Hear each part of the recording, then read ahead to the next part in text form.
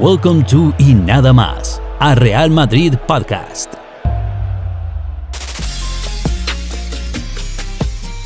All right, what is going on? What it be? What it do? What it be like, guys? It is another episode of Y Nada Más, a Real Madrid podcast. I am your host, Eric Rivera, and of course, it is a time for celebration. It is a time to rejoice. It is a time to be happy. It is a time to once again celebrate another El Clásico win by Real Madrid. They obviously, I'm doing this podcast during the week. We did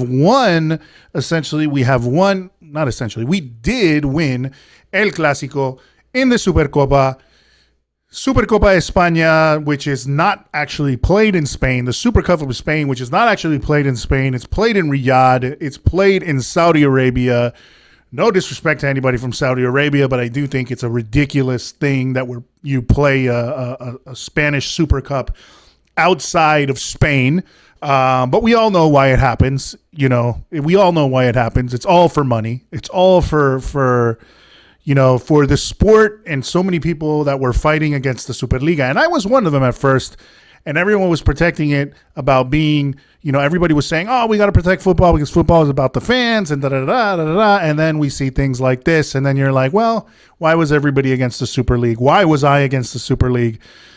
You can go back and listen to that podcast. It was really about it being a closed competition. I don't want it to be a closed competition, but if they modify that, everything else for me, Florentino cannot go wrong and let him do what he wants to do and create the Super League. But anyway, it was played in Riyadh. It was played in Saudi Arabia.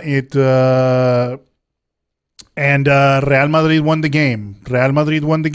We did what we had to do. It was a rough, scary game. I can tell you guys that. It was not a fun game to watch from the Madridista perspective. It was worrisome. I got worried. I think a lot of Madridistas got worried. But here's the thing. I think a lot of us went into that game thinking not a lot of us. I think too much was said in the Madrid media, in the Spanish media, and then, of course, a lot of Madridistas were going into that game, I think, very, very confident, but overconfident is the word that I would use. There was a lot of talk about smashing them, about destroying them, about putting, una manita, 5-0, 6-0, dropping, as much as we possibly could on their heads. And the thing is, as much as Barcelona is in a rough spot right now, it is still, I think, you still have to think it is Barcelona. They do have, let's be real, they do have quality youth players that are coming up that I do think will be pretty solid players in the future, but I do have things to say about them, claiming the moral victory and all that stuff after the fact. I don't think that's something that you can do after losing a game. And I'll go into and I'll explain a little bit more about that. And then, them trying to sell it right now, especially Laporta selling it to the players, which I think is a bad look too, trying to sell it to the players, because honestly, if you look at the faces of the players, they're like, number one, they're like, what the heck is he talking about? Because I think he was speaking Catalan, and I know a lot of the players don't speak Catalan. So it was, I'm pretty sure they were all looking at him, well, what's that about? But at the same time, you can't take away the competitiveness of players. And no matter what you try to sell them of it being some sort of moral victory and we're back and whatnot, they still lost a game. They still lost a semifinal game, and they still lost a game against their most bitter, I would say hated rival in the world. There is no team that they dislike more than Real Madrid. So for them, it was they can try to sell it off. Culers can try to sell it off or brush it off as a or try to sell it like a moral victory, and that they did a good job, and Xavi comes out and he dominated the game. But let's be real, at the end of the day, you lost the game, and as nerve-wracking as it was for Madrid, there are a couple things that I could say about that. I want to say about that victory. But anyway, so this is welcome to the Nada Mas podcast. I am your host, Eric Rivera again. Just want to say, hey guys, if you are listening to it right now, if you're listening to the podcast right now, remember that we are on YouTube as well. So check out the video version of the podcast on YouTube at Y Nada Mas. So search Y Nada Mas podcast on YouTube. If you guys, let's say you don't watch too much YouTube, guys, but you have a YouTube account. Listen, guys, do me a huge favor. Do us a huge favor here at the podcast. Go to YouTube. Go look up Y Nada Mas. Look up our podcast page. Please hit the subscribe button. If you want to be notified of if you like to watch the podcast as opposed to listen to it, maybe you're working on your computer and you have it in the background, whatever, if you do frequent YouTube and you haven't hit subscribe, please do that. And then if you want to get notified, you can hit the notification button, which will notify you anytime a new podcast comes out. But listen, the reason I'm saying please subscribe is, yes, obviously that helps us grow and all this kind of stuff. But really right now, I'm just trying to get to 100 subscribers, because of the fact that getting to 100 subscribers helps us get that vanity URL, so we can have that, a unique URL where it says like Y Nada Mas podcast and it isn't a string of numbers. That way it's easier for me to link and all that kind of stuff to it. And it just makes everything easier for us. All right. That's all I'm asking. Listen, I'm not asking, give me 5,000 likes or whatnot. That'll come in time if we continue putting out content that you guys enjoy. So, I am in no rush, but definitely want to get to 100 subscribers. So help us out there. Listen, correction from something I said on the last podcast. So there's a podcast that has been supporting me, and they are also a Real Madrid podcast. I met these guys, or one of the guys, through the Real Madrid Reddit. If you guys aren't on the Real Madrid Reddit, read it. I definitely read it from sometimes. I see different opinions that's going on in the Real Madrid Reddit. I think it's a great spot. So I advertised my podcast there. A lot of guys came out and subscribed and, wished me luck. So that was pretty cool. And anyway, they have there's a group of guys on there that have their own podcast as well. I said it the last time I gave it a shout out. I said it was called Keeping It Real. It's called Let's Be Real, or Let's Be Real. So it's Let's Be Real. That's the podcast they have. Check them out. Guys, support them as well. I think all of us podcasters that have to do with Real Madrid in English have to support each other, because there aren't that many of us. I mean, they're obviously Managing Madrid is the big one. I'm another one of them. There's the Madridista Roundabout podcast, which I've been on their podcast as well. You guys invited me on one, I think during the holiday season, guys. If you are listening, or if you catch this, sorry, that was during the holiday season, so I couldn't come on, but let's do it again. And then in addition to that, there's this podcast as well, which is Let's Be Real. So you can check out all of those, and you get different points of view. And also, I think one of the guys from Twitter that I follow, I think is I forgot his name, man. I'm sorry if I'm mispronouncing it, but anyway, it's he's a journalist out of England. And he has the Real Pod. I think it's the Real Pod or something like that. That's another good one too. He's on Patreon. So anyway, those are all the guys. Shout out to all those guys. Shout out to all of you guys for listening. And remember, we are, of course, on social media. Y Nada Mas Podcast on Twitter, which is where I am most active. Y Nada Mas Podcast on Facebook. And then our Instagram is YNM Podcast, where we're just sharing graphics and stuff that we come up with that you guys can, use as, we might do some wallpapers and stuff like that, because I know some of you guys like to put those on your phone and stuff. So we might do that too. Listen, if you want to write for the Y Nada Mas podcast, if you want to write for our website, it is check us out or send me an email at info@ynadamas.net. That is our website. ynadamas.net is our website. Our good friend Trombach is writing there. I have a couple of guys that asked to write, so hopefully that comes through. And we're trying to put more content everywhere. So anyway, let's go back to the game. Obviously, we want to celebrate that game. So it was, it's a win. It's a win over Barcelona, right? We have to celebrate it. So let's throw out the confetti here. The video. You got to celebrate it. It's epic. It's always a great win. I mean, even when it's a team, even when it's a Barcelona that isn't playing well, it's always good to beat your bitter rivals, guys. I mean, that is an important thing. But so let's go to the game because, I want to keep this podcast short. It's really one that I wanted to do yesterday right after the game. But, I'm a type of guy that when I'm watching a game, emotions run high. I'm ready to talk trash and banter. And I don't really want to come off that way. I do wish Barcelona was, falls down just to laugh for a little bit, that they go down into Segunda B or whatever. But at the end of the day, it is football, and I try to be as gracious as we possibly can. But anyway, I like to see the fans that talk so much trash hurting, and that goes for the guys that are what is it like?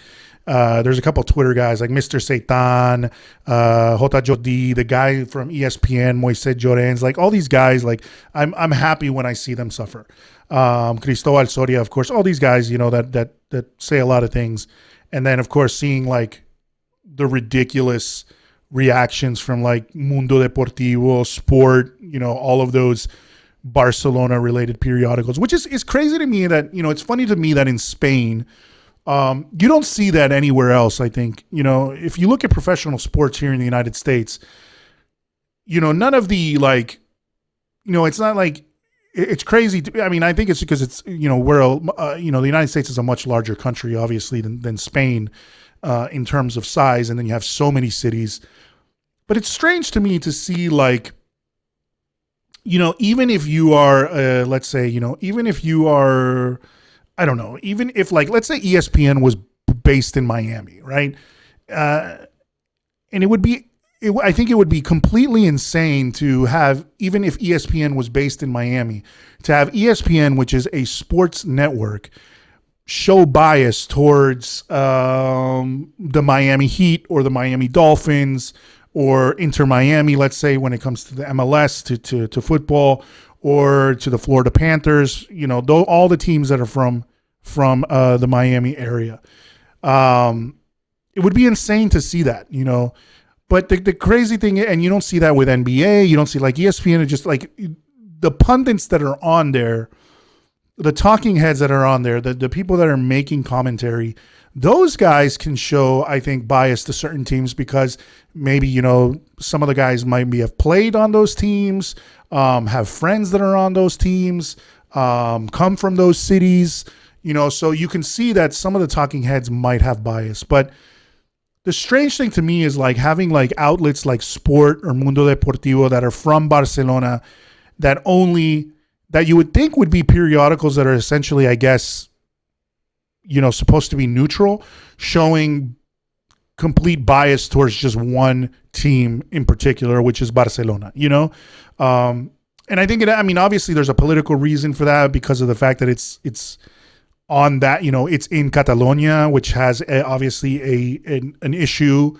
political issue with, wanting to, in some ways, in many ways, many people, there are groups of people that want to be independent from Spain. So it's strange to me, and then it's also strange on the other side is too, that even though Madrid is a huge team, one of the biggest teams in Europe and everything, to have, let's say, I don't know and I don't necessarily think Marca or AS are pro Real Madrid. But, I would say I see them being a little bit more, I don't know. Marca has, from what Florentino has said in the past, Marca does have, I guess, to see some sort of anti-Madrid bias, maybe because they just don't like him. But, there's a lot of talk in Spain that somebody's either anti-Madridista or pro-Barcelona. But there's just other teams in Spain. So it's insane to me that, there's this push-pull between these two teams because they're the two top teams, I guess. And then Europe is small, so it's very different than the States. But the fact that there's that bias from these periodicals and newspapers is crazy to me. So seeing something on the cover, I put this on my Twitter, on the cover of Sport, a headline that has nothing to do with Real Madrid, although Real Madrid won the game. It's just completely political bias to say, or just completely biased to have like pay no attention, obviously, to Real Madrid having won the game, and essentially say Barcelona, just to favor Barcelona and say we are back, or they are back is what I think it said. The translation in Spanish would be they are back.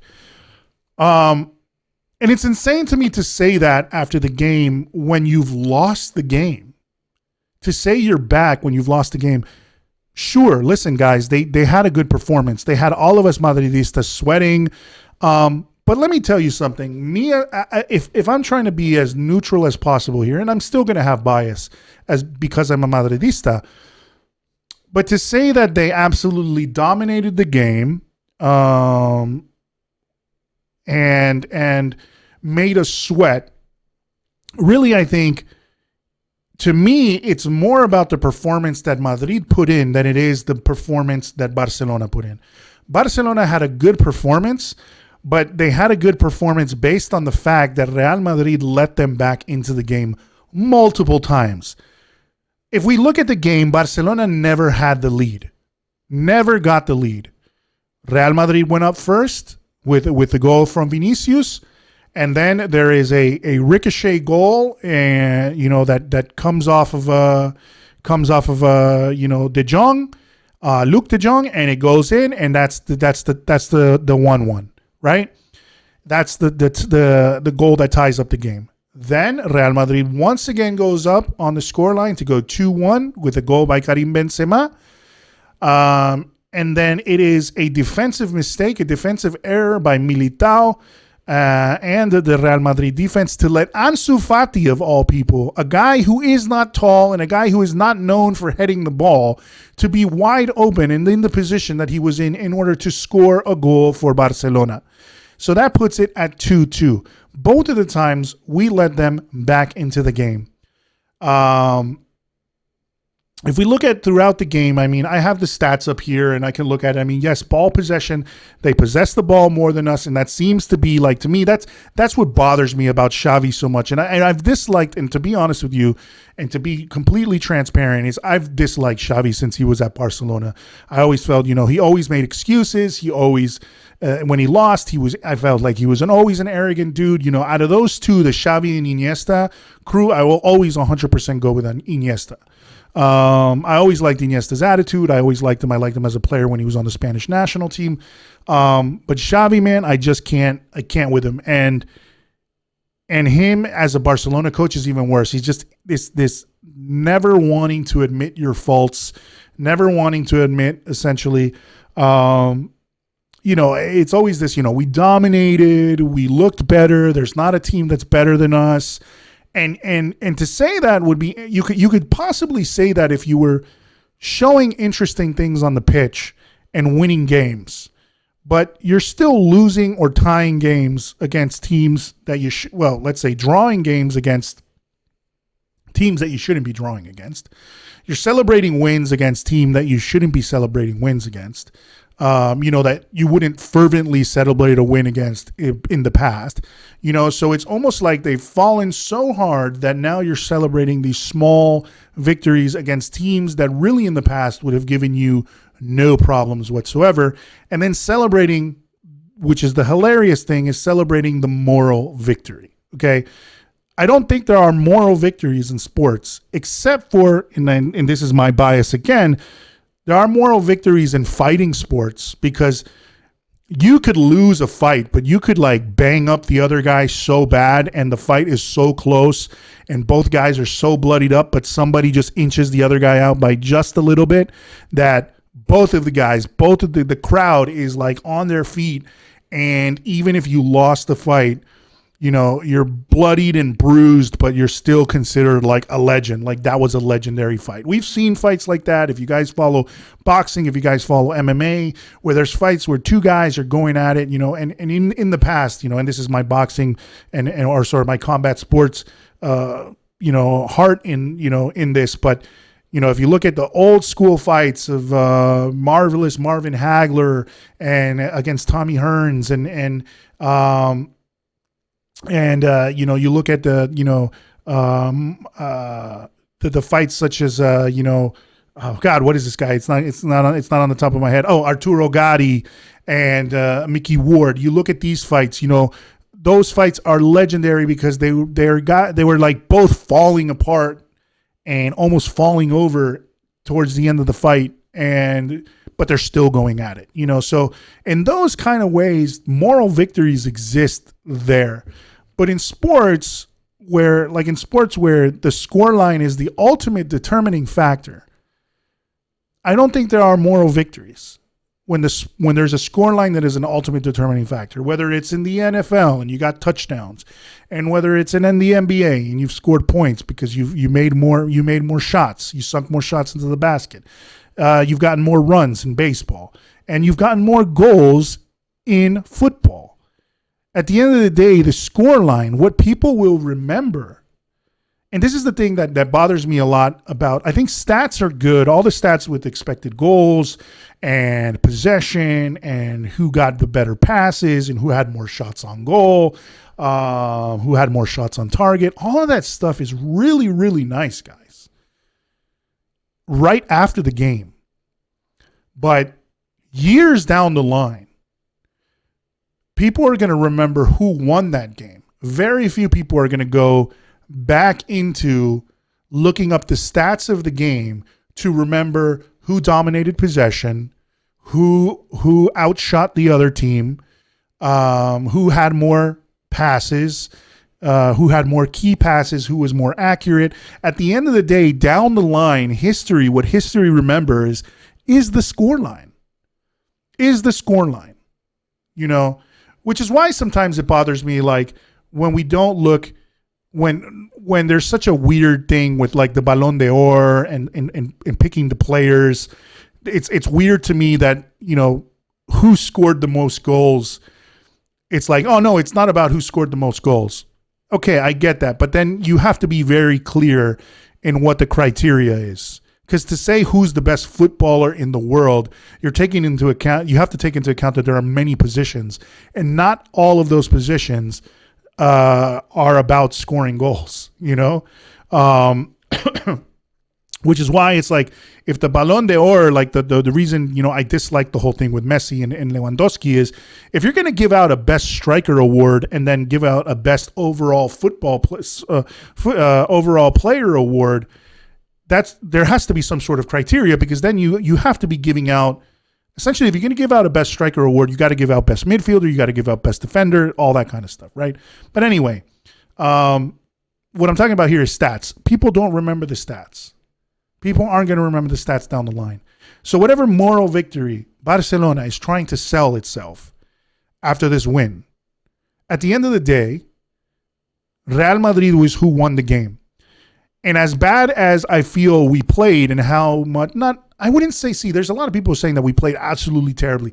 I don't think we played terrible. I think what happened is we had players that, like Militao, who unfortunately picked the wrong game, and Trambach said this in his most recent article, picked the worst game to possibly have his worst showing. Militao had that. Carvajal didn't look good as well, which is another stands to reason why, the whole Carvajal issue stands to once again shows that we need to have another right back. Not somebody who can occasionally fill the position like Lucas Vázquez, but we need to have a true right back, because Carvajal is getting older. He's injured a lot, and then when he's coming back from injury, as much as Ancelotti tries to manage his minutes, essentially what we're seeing is that by managing his minutes, he's also taking away game time away from him to be able to get used to the game, right? For him to be able to get those minutes and get comfortable again and get in the rhythm of the game again. So, Ancelotti chose to bring on Carvajal in a game where, or chose to manage his minutes and bring him in a game and have him sort of get back up to speed in a game against Barcelona, which no matter what happens, guys, no matter what happens in football, and no matter the form that we are in no matter the form that the team is in when these two teams match up with each other. They're always going to be difficult games, especially when it's a one-off game like this one, because, it's not over two legs. Anything can happen in one game. We've seen that in one game, a Getafe can beat you, an Elche can beat you, a Cádiz can beat you. We've seen that happen. So in one-off games, you can never take these guys like Barcelona lightly. I think it was a mistake to think that we were just going to run over them. And if we were going to run over them, then they would have to play not the way they've been playing lately, and what a lot of us, I think, on Twitter, and a lot of you Madridistas on there on Twitter that I've read, a lot of people have that same feeling, which is every time Madrid scores, it's like they take their foot off the gas and sit back. And it's kind of like, we're now going to manage the game after we've gone up on the score line. It's not, we want to drill, we want to drill, we want to drill, we want to drill, we want to keep on scoring. So they were, and the problem is you can't be content to do that. I just don't, 1-0 is a dangerous scoreline because it's really, you're really only 2 goals away from losing the game. You're 1 goal away from it being tied, and once again firing up the other team because they can take the lead. You need to, it's much more difficult to go. Once you're up 2 goals or 3 goals, that's why when teams go up 3-0, a lot of people are like, okay, it's pretty much done because the team can manage. Then you can sit back and manage the game because it's going to be really difficult. Maybe you'll concede 1. At the worst, if you're not doing a good job, you'll concede 2. And if you're really doing a terrible job at managing the game, you'll concede 3 and they'll tie it up 3-3. But the reality is once you go up 3-0, it's going to be, if you manage the game well and your defense is doing their job and your midfield is doing their job, you're going to be able to manage that game and see it out until the end, which is why 3-0 is kind of like, a lot of people are like, okay, it's over, right? But to try and manage the game at 1-0, especially, it's not like we have this wall of a defense as of late that we used to have. When you had Sergio Ramos, when you had Varane, and they were in their best form, in the form of their life, and you had Carvajal in good form, and you had Marcelo in good form, where you had this back line that was in many ways impenetrable, and then you also had a Casemiro that was on fire, and a younger Luka Modric and a younger Toni Kroos, which was almost like you had this wall that was very difficult to score on. If you want to play that old Serie A style of catenaccio, which is you go 1 up and then you just completely shut down defensively, and it's impossible to just get through you guys because the defenders are all Maldini and Nesta and Baresi. Okay, then I think you can sit back after a 1-0, but it's still always a very, very difficult, or I would say risky thing to do, and we're doing it consistently. Now, once again, I ask, I've asked it before. I wonder if it's by design, but it does feel like it's designed because everybody seems to shut down. The whole team seems to shut down and just kind of like, and then you see the disconnect, whereas like Karim Benzema is dropping back and Vinicius is waiting for a ball to come to him, but he's kind of like out there in no man's land.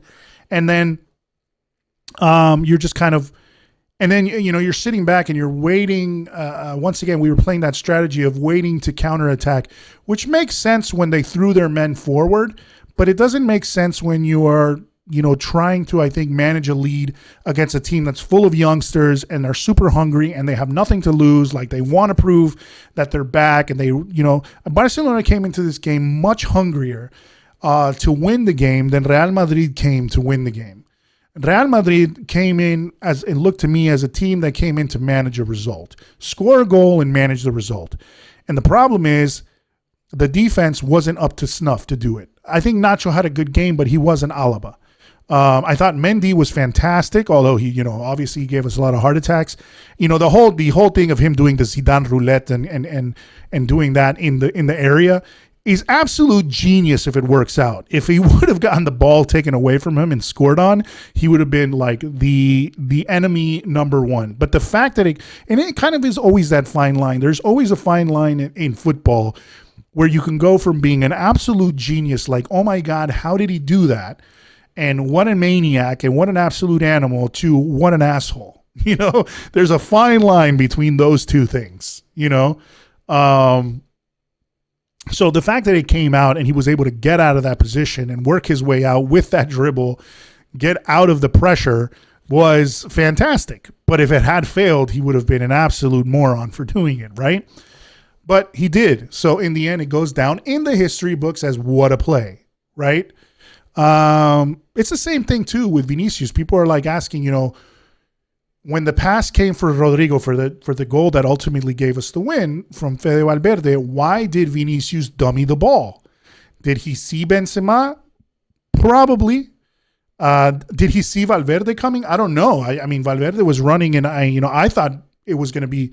Obviously, I thought Vinicius was going to take it, and then when he dummied it, I was like, okay, Benzema's going to take it, and then all of a sudden you see Valverde swoop in there and take that shot, and that's how they got the goal. But you imagine if he would have dummied it and it gone nowhere, and it just would have gone through, and everybody would be like, why didn't he take the shot? And it would have ended up costing us the game or going to penalties. Then everybody would be like, what was he doing? But at this point in the season that Vinicius is having, I think it's fantastic. He did a great job, So in the end, guys, I really feel that Culers, as much as they want to think of it as a moral victory, I don't think there are moral victories. I don't think there are moral victories in football. I don't think there are moral victories in basketball. I don't think there are moral victories in any kind of sport where there is a score line, where there is a legit score line and you're competing against somebody else. There isn't one, because the score line is always going to read who won at the end of the day. That's why I go back to fighting as something that is one of the few sports where you can score moral victories, because even though people will remember who ultimately won the fight, a lot of people will remember the fight as how exciting and crazy it was that two guys were beating the shit out of each other for 12 rounds if you're talking about boxing, or 5 rounds if you're talking about MMA, or 5 rounds if you're talking about Muay Thai. People are going to remember the fight, the blood, the punches, the knockdowns, whatever, right? But in football, people aren't going to remember as much the match, or they may remember the match or it being a good match, but they're not going to remember the stats.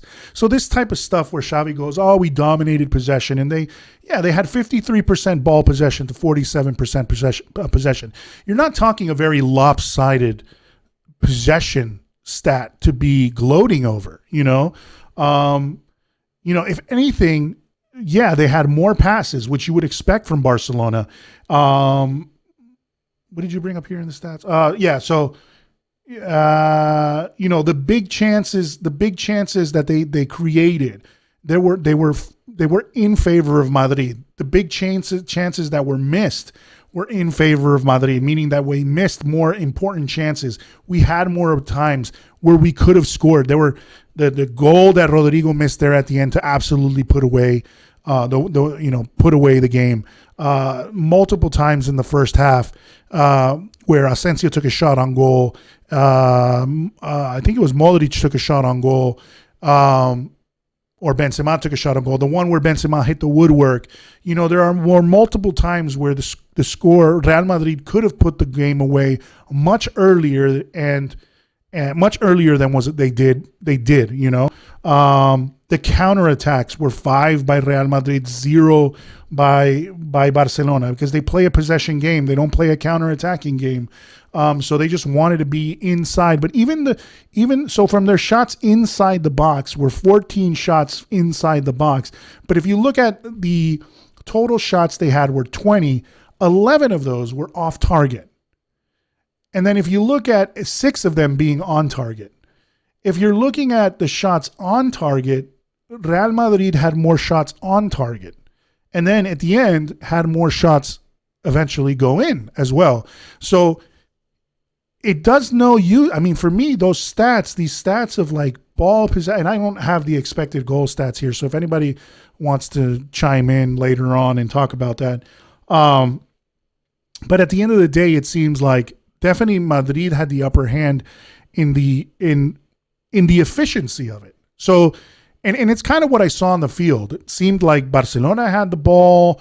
They were trying to get in. They were pressuring. They were doing more things. And Real Madrid was much more relaxed, moving the ball around the field when they needed to, and then attacking when they needed to. And when they wanted to attack, especially in the first half, it was 1, 2, 3 passes, and they were already in a position where they could cause a threat to Barcelona.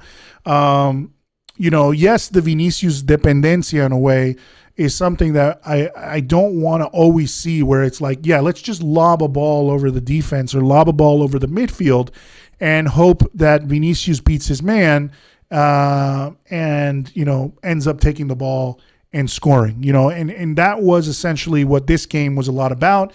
But I think it was really a good strategy at the end, because you had a Dani Alves who is 38 years old. I think his experience, he could beat Vinicius in experience, but he would never beat him with speed. And that's essentially what was causing Barcelona a lot of headaches, was Vinicius doing that. Araujo had a good game despite the fact that he was hurting in trying to keep Vinicius at bay. But to me, it was awesome to see them, to me, it was awesome that in a way, if that was a strategy and it was working, it's kind of like, if it's not broke, don't fix it. That's what they wanted to do, and Vinicius was there for that opportunity. The counter-attacking was there for that opportunity. And the game honestly changed. So the game changed in two different things for me. Two different times for me. When Modric was removed, and sometimes I don't know how these score, like SofaScore and some of these sites that do these ratings. I think ratings are so subjective. I mean, I don't know the math behind it. Whether you're just looking at the eye test and giving this guy a 7 or giving this guy an 8 or whatever, I think they're pretty subjective. But to me, Modric had a better game than some of these, stat aggregators are giving him. I think it was a better game from him than it was a game from Kroos. I think Kroos had a really quiet game for what he usually does. He was not one of the. I think so. I think if you really look at for me, if you look at the overall season of both our two, midfield maestros, in the sense of Kroos and Modric, because Casemiro's more of a defensive midfielder.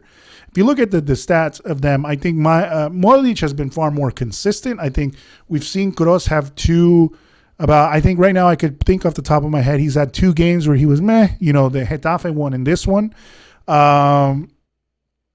Could that be tired? Is he tired? Is that what is setting in? Is it tiredness? Is it them trying to just, because at the end of the day, they knew that if they won this game, then they would have to play again on Sunday, of course, in the final, and it would be a difficult game no matter who they faced. And now we know it's Athletic Bilbao.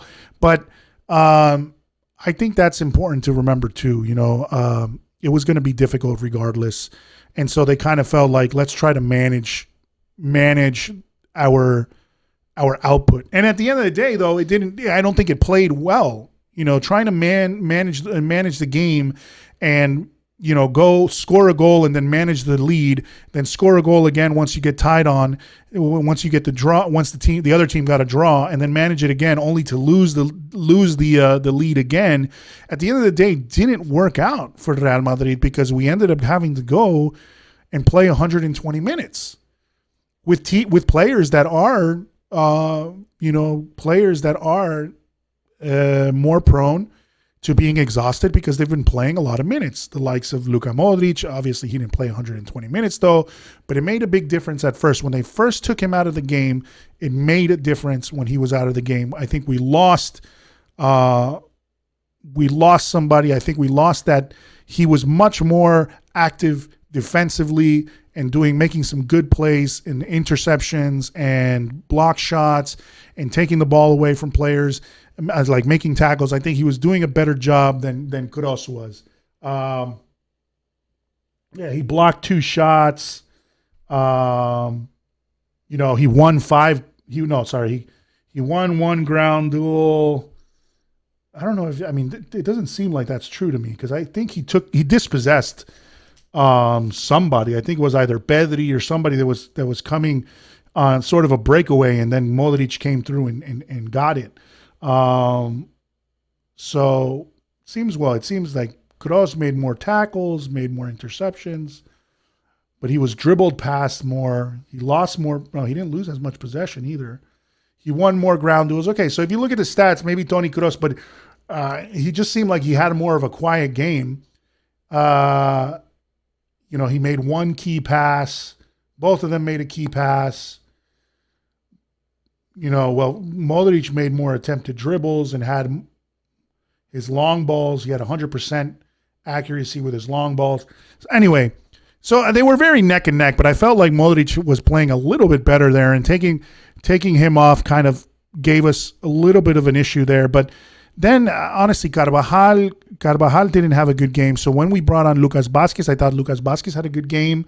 And I think that, if you look at Militao, I think Militao, he lost possession 12 times, which is kind of insane for a central defender to lose possession that many times. But it's also he was the one that was progressing the ball more so than Nacho, I think. But anyway, he just didn't have a good game. I mean, you have a stat here, which is errors that led to a goal. Essentially, you had one of those. So he just did not have a good game. And then, the star players, of course, were Benzema. Benzema was on fire. I mean, that guy played 120 minutes, and although he looked like he was absolutely exhausted by the end of the game,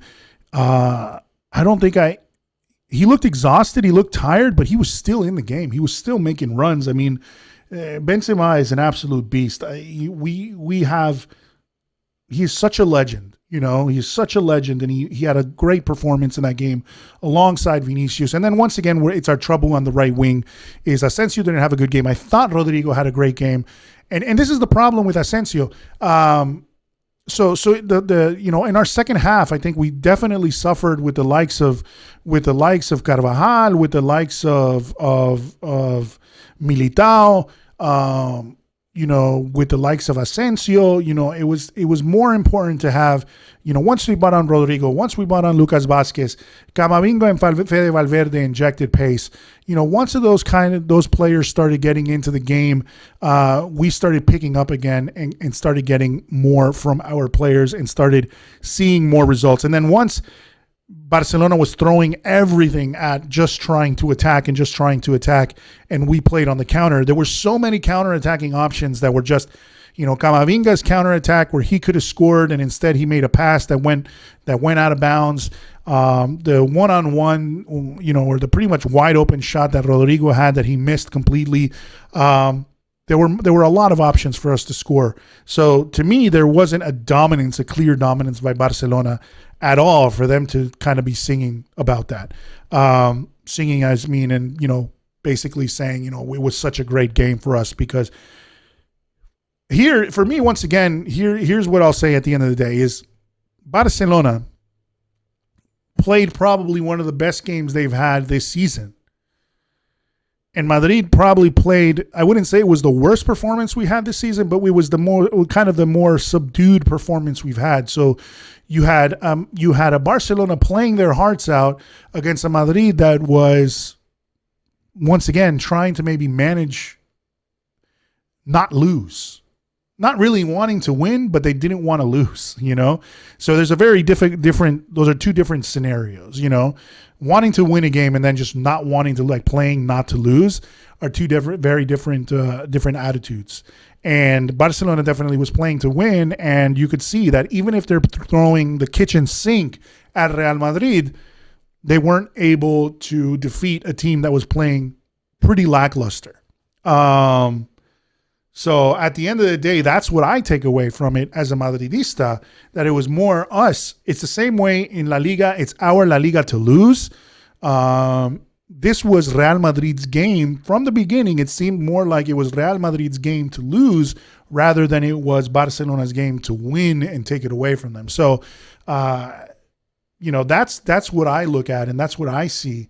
So I don't see where there was dominance. I don't see where they say, we played better. We were better than Madrid.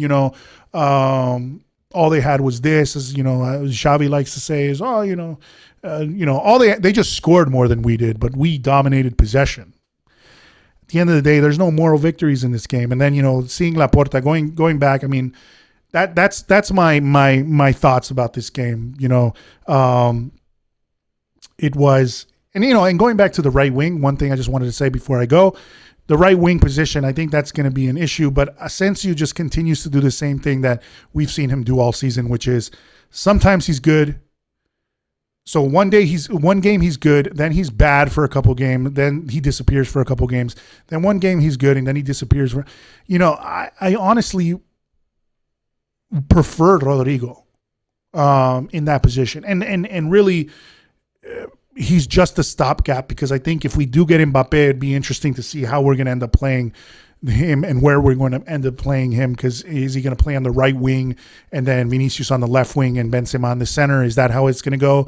Because I think you can put Mbappe anywhere on the pitch and he's gonna have maybe Vinicius and Mbappe and Benzema switching positions consistently throughout the game. I think really you can have that opportunity to do that with that, but I think Rodrigo and Asensio, for me, Rodrigo wins that battle when he's fit and when he's doing well.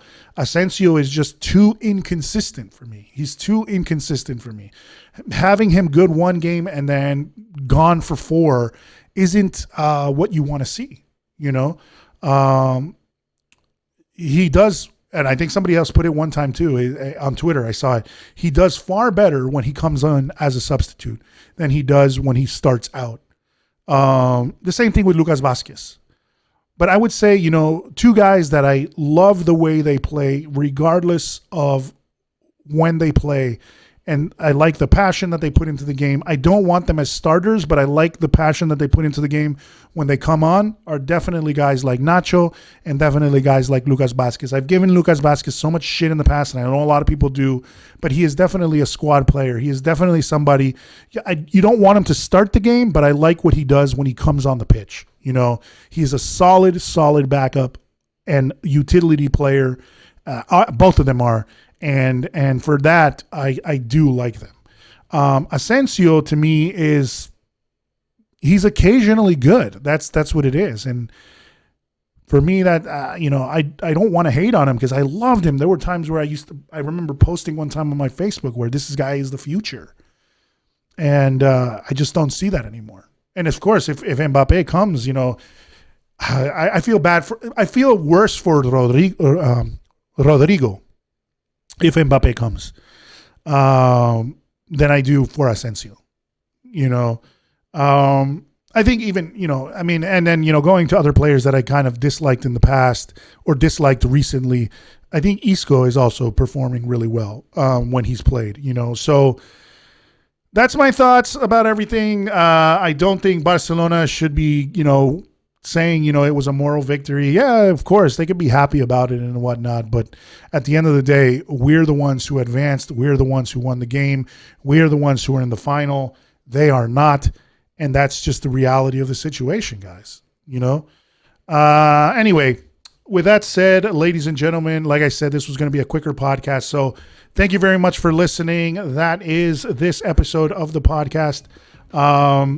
Please, once again, if you are listening to the podcast on Apple Podcasts, leave a comment, leave a rating. That helps us rise up in the ranks there.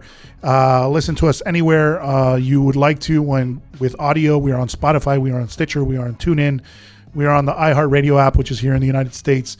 And also, of course, if you are listening and you want to check us out, you want to check out the video version, check us out on YouTube.